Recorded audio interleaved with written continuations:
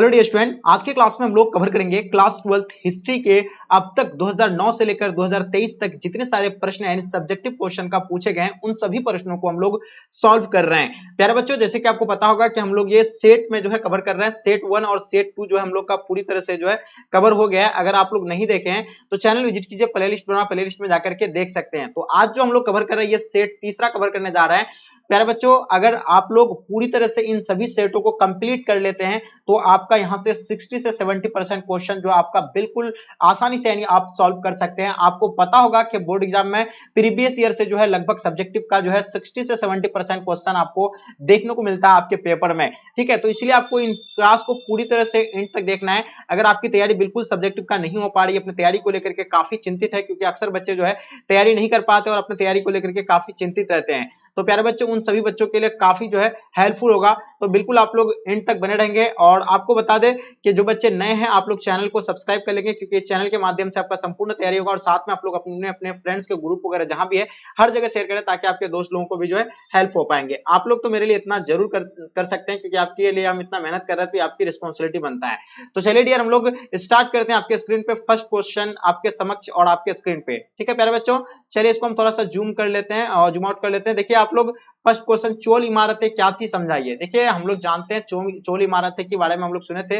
ये जो चोल इमारतें कहाँ सबसे ज्यादा बना हुआ है, तो आपको पता है महाराष्ट्र यानी मुंबई में। ओके, ये क्वेश्चन जो है आपका 2017 और 2021 में पेपर में आए हुए हैं। तो हम बात करते हैं चोल इमारतें की, अगर तो यह मतलब एक ही स्थान पर अधिक से अधिक लोगों को आवासीय सुविधा उपलब्ध कराने के लिए भारतीय शैली में बनाई गई है। ठीक है, बहुमंजिली इमारतों को चोल इमारत कहते हैं। तो यानी बिल्कुल सीधी साधारण बात यह है कि यानी बहुत सारे लोगों को जो है आवास के लिए, ठीक है, रहने के लिए घर जो बनाया जाता है, जिसको हम लोग बहुमंजिला बोलते हैं। ठीक है, बहुमंजिला यानी बहुत बड़ा मंजिल बनाया जाता है, जिसमें बहुत सारे जो है छोटी छोटी कमरा जो है होता है। और इसी को जो है मतलब ये जो मतलब यह क्या है, यानी भारतीय शैली द्वारा बनाया गया है। और इसी को जो है क्या कहा जाता है, चोल इमारत कहा जाता है। प्यारे बच्चों आपको पता होगा ये जो है सबसे अधिक जो है कहां पे है, बॉम्बे में, क्योंकि बॉम्बे एक औपनिवेशिक शहर है। ठीक है, आप लोगों को पता है। और वहां जो है क्या है, ये मतलब बहुमंजिली इमारतें आपको देखेंगे और इसी को ही जो है चोल इमारतें कहा जाता है। ठीक है, आगे देखिएगा हम लोग, इसमें प्रत्येक मंजिल पर कतार में एक कमरे वाले छोटे छोटे आवासीय खंड होते हैं। मैंने आपको बता ही दिया कि छोटे छोटे जो है मतलब क्या होता है, कमरा होता है, उसमें बना के रखा जाता है और लोग ज्यादा जो है उसमें रहते हैं। ठीक है, कमरे के सामने खुला बरामदा या गलियारा होता है। इसका निर्माण घनी आबादी के कारण बॉम्बे औपनिवेशिक काल में किया गया था। कहां पे किया था, ये बॉम्बे में जो है औपनिवेशिक काल में किया गया था। ठीक है, तो प्यारे बच्चों ये बिल्कुल आपको समझ में आ गया कि चौल इमारतें क्या है, इनके बारे में आई होप आप लोग को समझ में आ गया होगा। ठीक है, जो बहुत बड़ा बहुमंजिला इमारतें होती है जिसमें छोटी छोटी कमरा बनाया होता है। ठीक है, इसी को जो है चौल इमारतें कहा जाता है। तो आगे देखेंगे हम लोग क्वेश्चन नंबर आपके स्क्रीन पे, दूसरा नंबर क्वेश्चन। ये क्वेश्चन 2016-14 में पूछा गया है। चलिए देखिए हम लोग क्या कहलाता है, महात्मा गांधी के आरंभिक जीवन पर एक संक्षिप्त विवरण दे। तो देखिए महात्मा गांधी के जीवनी आपको लिखना है। ठीक है, आपको सवाल जो पूछ सकता है कि महात्मा गांधी पर जीवनी लिखे। ठीक है, तो महात्मा गांधी की जीवनी की अगर बात किया जाए तो हम लोग जानते हैं महात्मा गांधी का पूरा नाम जो था मोहनदास करमचंद गांधी था। सब जानते हैं उसका जन्म 2 अक्टूबर 1869 को कहां पे, गुजरात के पोरबंदर में हुआ था। इतना तो सबको पता है। ठीक है, साथ में उसका माता का नाम याद रखना है आपको। उसका माता का नाम क्या था, पुतलीबाई, और पिता का नाम क्या था, करमचंद गांधी था। इनके पिता राजकोट रियासत के दीवाने थे। इनके पिता का क्या थे, यानी राजकोट रियासत के दीवाने थे। और उनकी प्रारंभिक शिक्षा जो है राजकोट में हुआ था। आपसे ऑब्जेक्टिव क्वेश्चन पूछा जाता है कि इसका जन्म कब हुआ था, 2 अक्टूबर 1869 को। जन्म दिवस कब मनाया जाता है, 2 अक्टूबर को मनाया जाता है। ठीक है, इसका माता का नाम क्या था, पुतलीबाई, माता का नाम पुतलीबाई था। और इसका पिता का नाम जो था यानी क्या, करमचंद यानी गांधी था। और एक पता होगा इसका जो पढ़ाई जो हुआ था यानी प्रारंभिक शिक्षा ये कहां पे हुआ था, तो राजकोट में हुआ था। ये भी आप लोगों को पता होना चाहिए, क्योंकि ऑब्जेक्टिव में क्वेश्चन जो आप लोगों के पेपर में जो है आया हुआ है। ठीक है, उच्च शिक्षा के लिए वे लंदन गए थे। बैरिस्टर की शिक्षा प्राप्त करने के लिए 1891 में स्वदेश लौट आए और बॉम्बे में वकालत शुरू कर दी। यानी ये गया था 1893 को, आप लोगों को पता होगा, यहाँ गलत दे दिया ये डेट। और 1915 को जो है रिटर्न आया था, दक्षिण अफ्रीका गए वापिस आए थे। ठीक है, नहीं सॉरी, ये तो स्वदेश गया था 1891, या स्वदेश की बात हो रही है, सॉरी वापिस आएंगे, ये स्वदेश की बात हो रही है। स्वदेश जो है अपना अपना देश जो फिर कब लौट आई है, 1891 को लौट गया था, ये सही चीज है, सॉरी माफी चाहेंगे हम। हाँ, तो ये 1891 में स्वदेश से लौटकर बॉम्बे वकालत में शुरू की। ठीक है, ये लंदन गए थे पढ़ने के लिए। उसके बाद एक केस के सिलसिले में 1893 में वो दक्षिण अफ्रीका गए थे। तो ये कब गए थे? दक्षिण अफ्रीका गए थे 1893 को, और वापिस जो आया था वो कब आए थे? 1915 को अपना भारत लौटे, और विश्व युद्ध में ब्रिटिश सरकार को सर्वप्रथम समर्थन देने के कारण उन्हें केसर हिंद की उपाधि दी गई थी। यानी विश्व युद्ध में ब्रिटिश सरकार के समर्थन देने के लिए उन्हें जो है केसर हिंद का जो है उपाधि दिया था, और 1916 में उन्होंने अहमदाबाद में साबरमती आश्रम की जो है क्या क्या स्थापना की, जो उनकी गतिविधियों का केंद्र बना रहा। यानी साबरमती आश्रम का जो स्थापना किया था अहमदाबाद में आकर के 1916 में। तो ये भी चीज आप लोग को जो है इन चीजों को जो है नोट करना और इन चीजों को याद रखना है, ठीक है। चलिए आगे देखेंगे क्वेश्चन नंबर तीसरा आपके स्क्रीन पे प्यारे बच्चों, बहुत ही इंपॉर्टेंट क्वेश्चन है, ठीक है। चलिए तो देखिए प्यारे बच्चों, ये आपके लिए बहुत इंपॉर्टेंट है, इसलिए आप लोग एक एक क्वेश्चन को अच्छे से नोट कर लेंगे। देखिए अकबर के नवरत्नों के नाम आपको बताना है। देखिए अकबर के दरबार में नवरत्न रहते थे, उन नवरत्नों के जो कार्य थे उनके बारे में देखेंगे, और उसका पहले नाम को और वो कौन कौन सा कार्य करते थे उन सभी चीजों को हम लोग देखेंगे। देखिए बिरबल थे, बिरबल का कार्य क्या था? अकबर अत्यधिक हाजिर मतलब हाजिर जवाब एवं वाक्पुट थे कहा जाता है कि उनकी जिह्वा पर सरस्वती विद्यमान था। अकबर ने उन्हें कविराज की उपाधि दी थी। किसको? यानी बिरबल को किसका उपाधि थी? कविराज की उपाधि थी। जो बोलता था वही सुन होता था, ठीक है। हमेशा वो जो है अकबर के साथ रहते थे, ठीक है। अकबर और बिरबल वाला कहानी तो आप लोग सुने ही होंगे, ठीक है। चलिए आगे देखिएगा, तानसेन। तानसेन क्या था? ये अकबर के दरबार के गायक थे। तानसेन जो थे यानी क्या थे? दरबार के ये गायक थे, ठीक है। अकबर के दरबार के ये गायक थे। कौन? तानसेन, ठीक है। अबुल फजल कौन है? तो अबुल फजल अकबरनामा के लेखक और अकबर के मित्र थे। अकबर के मित्र थे और अकबरनामा के लेखक थे, ये भी पता होगा। अबुल फजल जो थे आने अकबरी के भी लेखक है, ठीक है।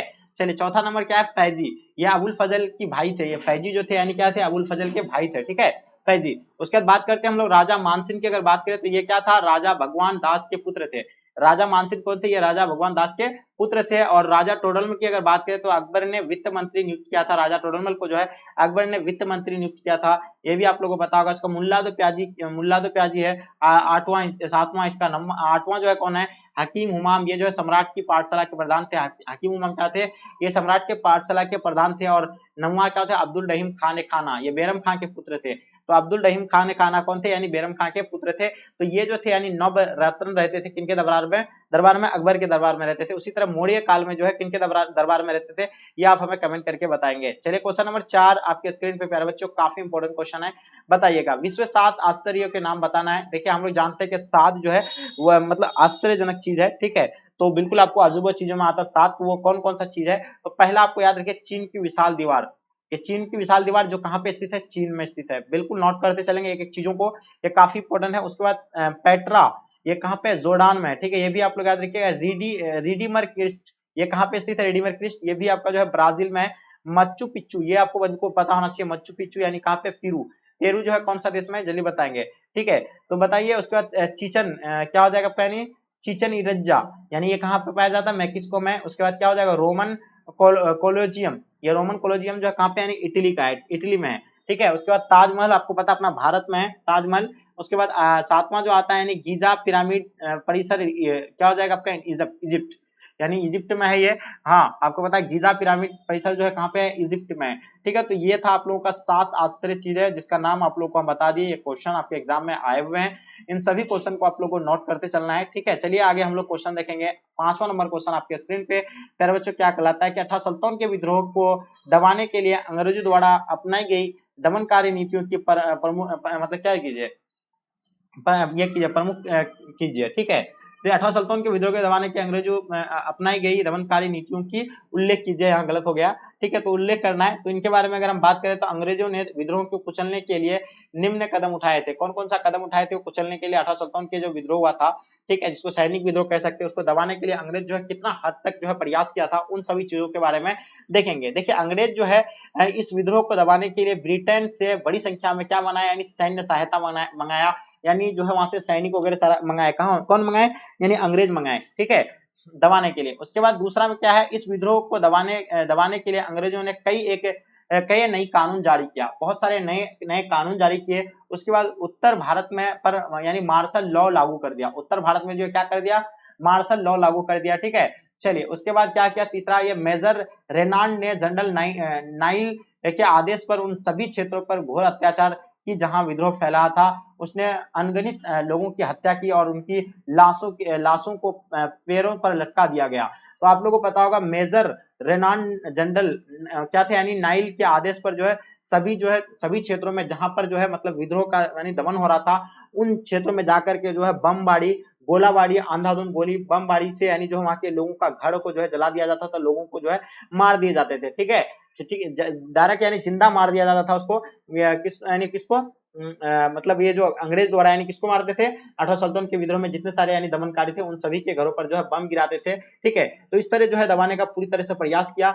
हाँ, उसके बाद चौथा पॉइंट क्या था इसका, विद्रोह सैनिकों को पकड़कर हजारों लोगों के सामने उन्हें तोप से उड़ा दिया गया था। विद्रोह में जो है सैनिकों को पकड़कर यानी सैनिकों को पकड़कर जो है हजार लोगों के सामने में जो आकर के यानी तोप से उड़ाया जाता था उसको।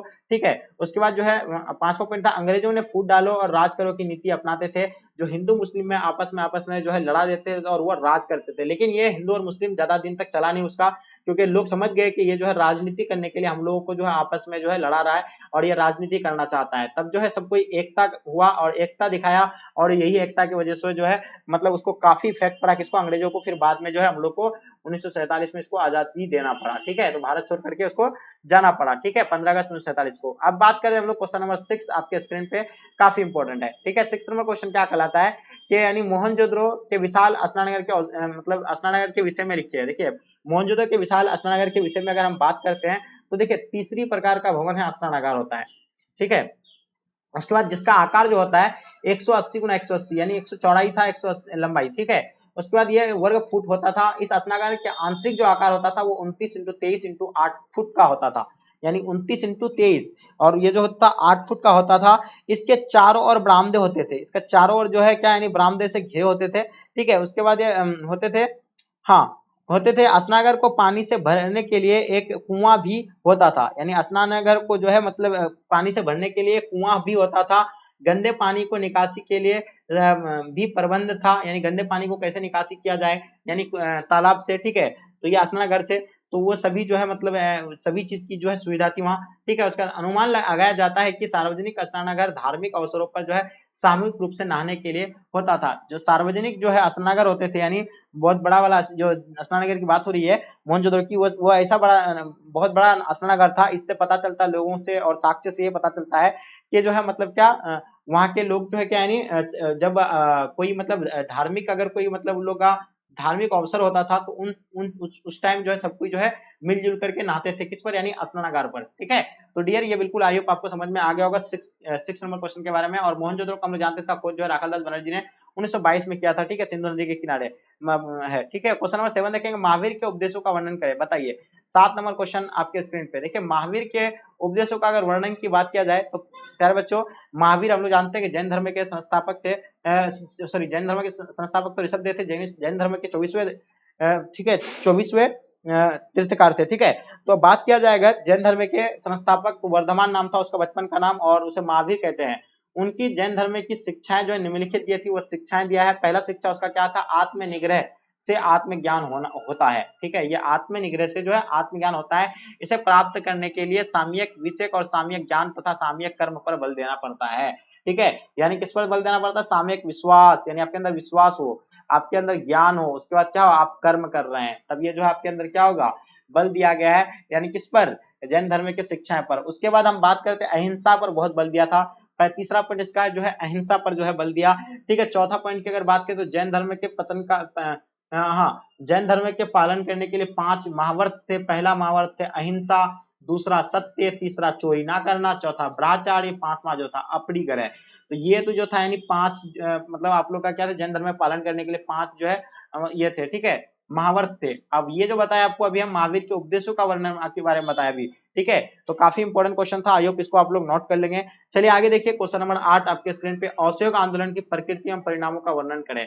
हम लोग जानते हैं कि असहयोग आंदोलन जो है किसके द्वारा चलाया जा रहा है, ये महात्मा गांधी के नेतृत्व में चलाया गया था। कब, यानी असहयोग आंदोलन 1920 को। ठीक है, यह असहयोग आंदोलन प्रथम आंदोलन था जो गांधी जी ने जब महसूस कर लिया कि अन्याय को सहयोग देना पाप था, यानी अन्याय को जो है, जो घोड़ा मेरा अन्याय कर रहा है, मेरे साथ जो मेरा शोषण कर रहा है, उसका जो है मतलब क्या सहयोग करना ये पाप होता है। और 1920 में उन्होंने कांग्रेस की सहमति से जो है असहयोग आंदोलन चलाना संकल्प ले लिया, यानी असहयोग आंदोलन जो है शुरू कर दिया। कब से? यानी 1920 को, ठीक है। 1920 में जो है ये असहयोग आंदोलन चलाना शुरू कर दिया, ठीक है। उसके नागपुर अधिवेशन में गांधी जी यह असहयोग प्रस्ताव बहुत से स्वीकार कर लिया, यानी गांधी जी का यह जो है असहयोग प्रस्ताव बहुमत से स्वीकार कर लिया, बहुत ज्यादा बहुमत से जो है इसको स्वीकार किया। उसके बाद राष्ट्रीय स्कूलों और कॉलेजों की स्थापना की और स्वदेशी को स्वीकृता करना, पंचायतों की स्थापना, हथकरघा बुनाई उद्योग को प्रोत्साहित कर देना, असफलता का यानी अंत, सरकार को मतलब हर स्तर पर असहयोग करना। इस आंदोलन का कार्यक्रम था कि सरकारी स्कूल, कॉलेज, कोर्ट सभी भारतीय द्वारा बहिष्कृत किए गए। अंग्रेजों ने बड़े पैमाने पर हिंसक रूप किया। उसी के जवाब में 5 फरवरी 1922 को गोरखपुर में चौरी चौरा कांड घटा। उसके बाद जो इस आंदोलन को जो है स्थगित कर दिया गया था। 22 सिपाही और एक दरोगा को जो है थाना सहित जो है जला दिया गया था। कहाँ पे? यानी ये भी आप लोगों को पता होगा, गोरखपुर, यूपी में। और यह भी जो आपको हम बताइए असहयोग आंदोलन था, जिसमें जो है मतलब लोग जो है क्या, यानी विदेशी चीजों का जो है क्या करते थे, यानी बहिष्कार करते थे, ठीक है। यानी स्वदेशी अपनाओ, विदेशी हटाओ, ठीक है। तो ये जो था यानी बिल्कुल असहयोग आंदोलन के बारे में आपको बता दिया, जो महात्मा गांधी के नेतृत्व में चला गया था, ये 1942 को चलाया गया था। ओके, तो बिल्कुल आप लोगों को 8 नंबर क्वेश्चन आई होप आपको समझ में आ गया होगा। अब बात करते हैं 9 नंबर क्वेश्चन, चिश्ती संप्रदाय के 3 प्रमुख संतों पर संक्षिप्त परिचय दे, ठीक है। ये काफी इंपॉर्टेंट है। चलिए, ये क्वेश्चन तो बहुत बार अब तक रिपीट हुआ है, लेकिन हम यहाँ ईयर मेंशन नहीं कर पाए। तो देखिए 9 नंबर क्वेश्चन देखेंगे, तो अगर हम लोग बात करें चिश्ती सिलसिला के संस्थापक थे कौन? ख्वाजा मोइनुद्दीन चिश्ती थे। और हम लोग पहले ख्वाजा मोइनुद्दीन चिश्ती की बात करते हैं, शेख कुतुबुद्दीन बख्तियार काकी की बात कर रहे हैं, ठीक है। चलिए, तो देखिए ये मोइनुद्दीन चिश्ती के प्रमुख शिष्य थे, यानी शेख मोइनुद्दीन चिश्ती के जो है मतलब प्रमुख थे, ठीक है। कौन? मतलब शेख कुतुबुद्दीन बख्तियार काकी, ठीक है, उसके शिष्य थे। इल्तुतमिश के समय भारत आया था। किसके समय में आया था भारत? या इल्तुतमिश, इसका जन्म 1235 ईस्वी में परगना के गैस नामक यानी स्थान पर हुआ था। बख्तियार, हाँ चलिए बताइए। बख्तियार भाग्य बंधु नाम मोइनुद्दीन का दिया हुआ था, ठीक है। क्या नाम था? भाग्य बंधु नाम यानी मोइनुद्दीन का दिया हुआ था, ठीक है। तो ये जो था आपका 9 नंबर क्वेश्चन का, आयोग आपको समझ में आ गया होगा। मतलब पहला इसका शेख कुतुबुद्दीन बख्तियार काकी के बारे में आपको समझ में आ गया होगा, क्योंकि यहाँ 3 के बारे में लिखने वाला ना, तो तीनों का हम लोग लिखते हैं। पहला वाला तो आपका तो कर दिया। अब आते हैं फरीद उद्दीन गंज ए सक्कर। बताइए, फरीद उद्दीन गंज सक्कर का जो है आप लोग को बताना चाहिए, ठीक है। यहाँ क्या बता रहे हैं? इनका जन्म जो है मुल्तान जिले के यानी कटवाल शहर में जो है 1775 ईस्वी में हुआ था।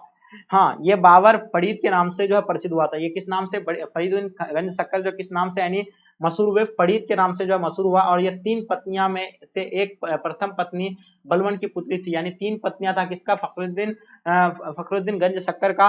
3 पत्नियों में प्रथम जो पत्नी थी उसका यानी बलवन की पुत्री थी, और जिसका नाम हुजेरा था। उसका पहला पत्नी का नाम जो हुजेरा था। उसके बाद बात करते हैं हम लोग शेख जो है निजामुद्दीन औलिया। अब इनकी वास्तविक नाम बात किया जाए तो मोहम्मद बिन अहमद बिन दानियल अल बुखारी। इनका जन्म बदायूं में हुआ था, और कब हुआ था? 1236 ईस्वी में हुआ था। उन्होंने यानी अपने जीवन काल में दिल्ली के 7 सुल्तानों का राज्य देखा था। इनकी मृत्यु यानी 325 ईस्वी हुई थी, ठीक है। तो बिल्कुल ये आप लोग का शेख निजामुद्दीन औलिया के बारे में भी आपको हम बताएं। तो आयोग उम्मीद करता हूँ कि ये क्लास आपको जो है मतलब ये क्वेश्चन जो है यानी आप लोग नोट कर लिए होंगे। आगे देखिए क्वेश्चन नंबर आपके स्क्रीन पे 10 नंबर क्वेश्चन, अकबर को जो राष्ट्रीय शासक क्यों कहा गया? देखिए आप लोगों को पता होगा, जब अकबर गद्दी पर आकर के बैठा था तो उसका जो राज्य का स्थिति जो था बहुत ज्यादा खराब था। अकबर कब गद्दी पर आकर बैठा? 1526 में पानीपत का दूसरी लड़ाई में जो है अकबर जो, हाँ ये जो है मतलब इसको जो राष्ट्र क्यों किया? क्योंकि उसके शासनकाल में बहुत अत्याचार होता था लोगों के साथ। जिस समय अकबर ने मुगल साम्राज्य का सत्ता में अपने हाथों में ले लिया था, उस समय उसके राजा के विभिन्न धर्म, जाति और संप्रदाय के लोग जो है रहते थे। उनके बीच में किसी प्रकार की एकता नहीं देखा। उसके प्रत्येक संप्रदाय एक दूसरे से क्या करते थे? घृणा करते थे। और इसके अलावा उस समय उसके राज्य का आकार छोटा था, ठीक है। हाँ, बीच में यानी जो है मतलब क्या करते अकबर के राष्ट्रीय शासक को, यानी जो है मतलब क्या थे इसको जो इसका जो इसका शासन काल में जो है बहुत तरह का यानी सिस्टम बिगाड़ा हुआ था। एक दूसरे जाति जो है मतलब क्या करते थे, यानी उससे मतलब घृणा करते थे, ठीक है, घिन करते थे कि उसके बाद आप एक दूसरे से मतलब क्या बातें नहीं करते थे। उसी तरह यहाँ आप जो क्या है ये, हाँ अलावा उस समय उसके राज्य का छोटा था। अब जो है अतः अकबर ने भारत के विशाल भूभाग पर अधिकार करके एक विशाल मुगल साम्राज्य की स्थापना की। उसने अपनी नीतियों से न सिर्फ अपने विशाल साम्राज्य को एक पुत्र से यानी पिरोया गया, बल्कि उसने भारत के सांस्कृतिक, धार्मिक और सामाजिक और आर्थिक विशेषताओं के बीच एकता स्थापित करने में सफलता प्राप्त की है। कारण उसे राष्ट्रीय सम्राट की संज्ञा दिया गया था। जब राष्ट्रीय सम्राट उसको क्यों कहा गया, क्योंकि उसके शासनकाल जब जो उसका उससे पहले तो उसके पास बहुत ज्यादा मतलब अत्याचार होता था, वहां के लोगों के साथ कर वसूला जाता था, टैक्स वसूला जाता था। जब जैसे यानी गद्दी पर आकर अकबर बैठा, तब जो वो देखा यानी जितने सारे जो है मतलब इसमें थे स्टेट में जिसको कहा जाए, वहाँ का सांस्कृतिक और धार्मिक और सामाजिक और आर्थिक जो मतलब ये था, उन सभी को जो है सुधारने का पूरी तरह से जो है मतलब ये कोशिश किया। ठीक है, हाँ चलिए, तो ये जो क्यों यानी अकबर ने ये जो है मतलब सभी धर्मों का सम्मान किया, तब एक नया धर्म बनाया था जिसका नाम रखा दीन इलाही, जो 1581 में जो है धर्म चलाया गया था, किसके द्वारा, अकबर के द्वारा। ओके, चलिए आगे देखिए, आपके स्क्रीन पे क्वेश्चन देखेंगे 11 नंबर क्वेश्चन, हड़प्पा सभ्यता के पतन के मुख्य कारण क्या थे। देखिए हड़प्पा सभ्यता के पतन के जो मुख्य कारण अलग अलग विद्वान जो है अलग अलग तरह से बताते हैं, क्योंकि ये कोई फिक्स नहीं है, क्योंकि साक्ष्य से अनुमान लगाया जाता है। ठीक है, कोई बताता है कि बाढ़ की वजह से है, क्योंकि अधिकतर जो है शहर जो हड़प्पा सभ्यता का जो है नदी के किनारे है, इसका मतलब यह है कि बहुत बड़ा बाढ़ आया होगा और वो पूरा बह करके लेके चला गया होगा। दूसरा बता रहा है कि बाहरी आक्रमण, यानी बाहर से कोई आक्रमण किया होगा और ये जो है उसको ध्वस्त कर दिया गया होगा। तीसरा पॉइंट इसमें क्या गया, जलवायु परिवर्तन की वजह से इस तरह का हुआ है।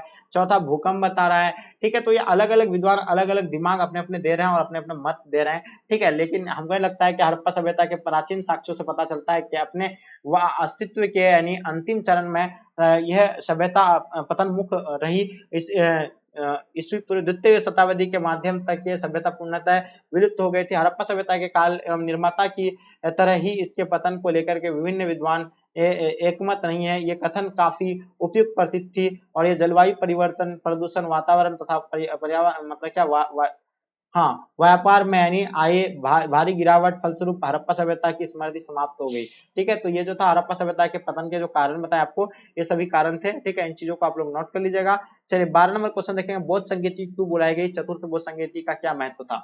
देखिए बौद्ध संगीति बुलाने का एक पर्पस होता था। महात्मा बुद्ध की मृत्यु के पश्चात जो है धर्मों के अनुयायियों में जो है क्या हो गया, मतभेद होने लगा, यानी अलग जो तुम कुछ अलग कर रहा है वो कुछ अलग कर रहा है, तो इसको लेकर के मतभेद होने लगा। तब जो है इस संघर्ष को समाप्त करने के लिए जो है समय समय पर जो है बौद्ध समितियां का मतलब का आयोजन किया गया और इस प्रकार 4 संगीतियों अथवा सभाएं बुलाई गई। ठीक है, उसका इसमें चतुर्थ बौद्ध संगीति जिसका आयोजन कनिष्क के शासन काल में हुआ था। चतुर्थ बौद्ध संगीति किसके काल में हुआ था, कनिष्क के काल में हुआ था, जो कश्मीर के कुंडलवन विहार में बुलाया गया था और सर्वाधिक महत्वपूर्ण है। इस संगीत के यानी मतलब सभापति महान बौद्ध विद्वान अश्व घोष थे। ठीक है, तो प्यारे बच्चों, इस संगीत के अवसर पर बौद्ध धर्म में 2 संप्रदाय हीनयान और महायान में जो है विभाजित हो गया और इस संगीत के अवसर पर जो है त्रिपिटक भाष्य लिखे गए हैं। ठीक है, तो ये बिल्कुल आप लोग का आयोग आपको समझ में आ गया कि इस संगीति के अवसर पर जो है बौद्ध धर्म का जो है 2 संप्रदाय में जो है बांटा गया है, हीनयान और जो है क्या हो गया, महायान। ठीक है, तो प्यारे बच्चों, ये आई होप आप लोगों को समझ में आ गया होगा बौद्ध धर्म के बारे में। तो ये था आप लोग का 12 जो बहुत ही इंपॉर्टेंट सब्जेक्टिव क्वेश्चन था। आप लोग इन चीजों को जो है नोट कर लें। तो चलिए डियर, हमें अच्छा लगा और आप लोग जो है से रिक्वेस्ट है कि आप लोग ज्यादा से ज्यादा अपने फ्रेंड्स के ग्रुप वगैरह जहाँ भी है हर जगह शेयर करते ताकि आपके दोस्त लोग भी जो है क्लास में जुड़ पाएंगे और जो बच्चे नए हैं आप लोग चैनल को सब्सक्राइब कर लेंगे। तो चलेगा, यहीं तक आज के क्लास को एंड करते, जब तक के लिए जय हिंद जय भारत।